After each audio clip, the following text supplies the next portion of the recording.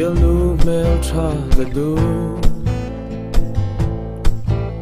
ba sam sen kirbiang le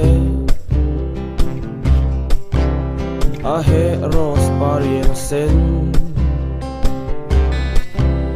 anui moi angel ia atra lai en thei lo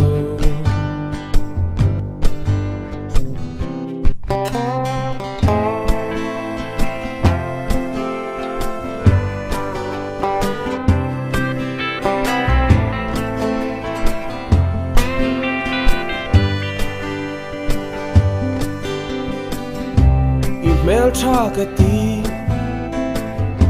ka bial nu ni ro i mel tha ka ti ka bial nu ni ro i sang sang sang sang sang sang i sang e mai i sang sang sang sang sang sang i sang e mai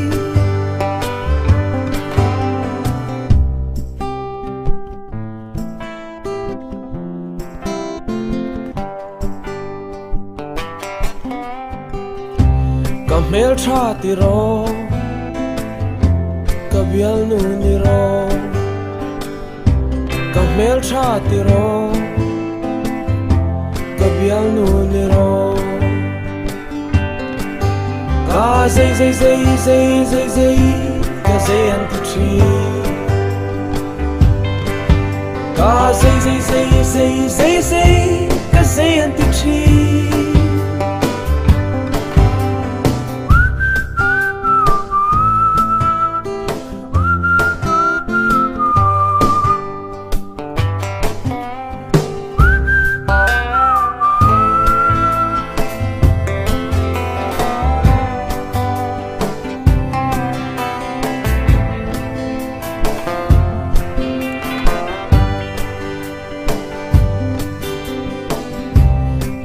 sa ti ro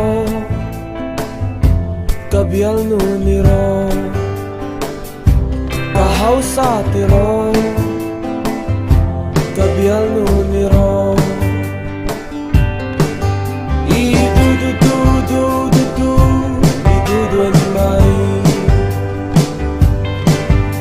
i du du du du du du i du du ni mai mel tha ka ti ka bial nu ni ro mel tha ka ti ka bial nu ni ro i sang sang sang sang sang sang i sang e mai i sang sang sang sang sang sang i sang e mai